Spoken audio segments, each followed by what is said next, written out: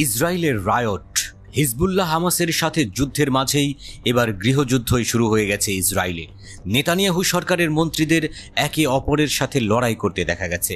IDF ঘাঁটিতে আক্রমণ হয়েছে, কারাগারগুলোতে সংঘর্ষ ছড়িয়ে পড়ছে। নতুন করে কি এমন ঘটে গেছে ইসরায়েলে?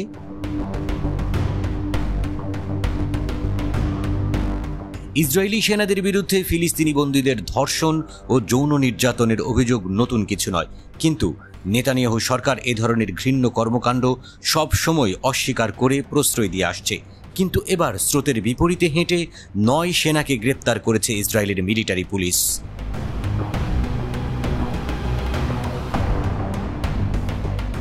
ইসরায়েলি কারাগারে এক ফিলিস্তিনি বন্দীকে যৌন নির্যাতনের অভিযোগে এই সেনাদের গ্রেপ্তার করা হয়। ইসরায়েলের নাকাব মরুভূমির কুখ্যাত সদে তেইমান বন্দি শিবির থেকে তাদের গ্রেপ্তার করে ইসরায়েলি পুলিশ। জানা গেছে, ওই বন্দীকে হাসপাতালে নেওয়া হলে ধর্ষণের বিষয়টি জানাজানি হয়।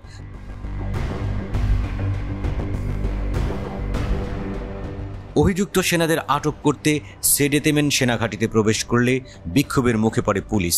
ওই সেনাদের পক্ষে বিক্ষোভ করে কট্টর ডানপন্থী বিক্ষোভকারীরা। এ সময় পুলিশের সঙ্গে বিক্ষোভকারীদের হাতাহাতির ঘটনাও ঘটে।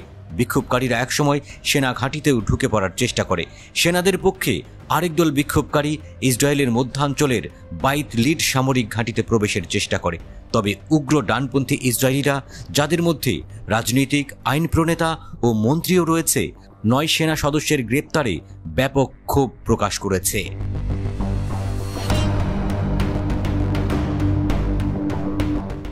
গ্রেপ্তার ঠেকাতে বন্দি শিবিরের মধ্যে ব্যারিকেড দেয়, পুলিশকে লক্ষ্য করে ছোড়া হয় মরিচের স্প্রে। তবে সব বাধা উপেক্ষা করে শেষ পর্যন্ত 9 সেনাকে হেফাজতে নিতে সক্ষম হয় পুলিশ। মানবাধিকার সংস্থাগুলোর বহু রিপোর্টে দেখা যাচ্ছে, গত 7 অক্টোবর থেকে এখনো পর্যন্ত ইসরায়েলি কারাগারগুলোতে কমপক্ষে 13 জন বন্দী নির্যাতনের কারণে মারা গেছে। ইসরায়েলি সংবাদপত্র হারেজ্জের রিপোর্ট মতে এই সংখ্যা 27-এর মতো।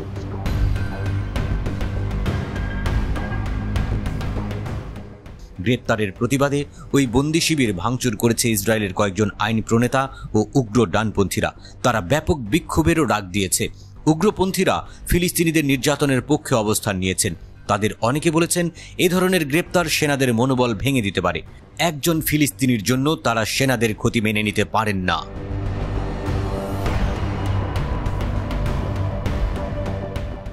নয় জন সেনাকে গ্রেপ্তারের প্রতিবাদে ইসরায়েল জুড়ে বিক্ষোভের ডাক দিয়েছে উগ্র ডানপন্থীরা। দেশটির অর্থমন্ত্রী বেজালেল স্মোট্রিচ অভিযুক্ত সেনাদের বীর যোদ্ধা অভিহিত করেছেন। ফিলিস্তিনি বন্দীদের জন্য নির্ধারিত শিবিরগুলো দেখভালের দায়িত্বে রয়েছেন ইসরায়েলের জাতীয় নিরাপত্তা বিষয়ক মন্ত্রী ইমাতার বেন গাভির। তিনি বলেছেন, এই গ্রেপ্তারের ঘটনা লজ্জাজনক। চলতি মাসেই একজন ফিলিস্তিনি আইনজীবী কারাগারে আটক বন্দীদের ধর্ষণ ও নির্যাতনের বিভৎস বিবরণ গণমাধ্যমে তুলে ধরেন।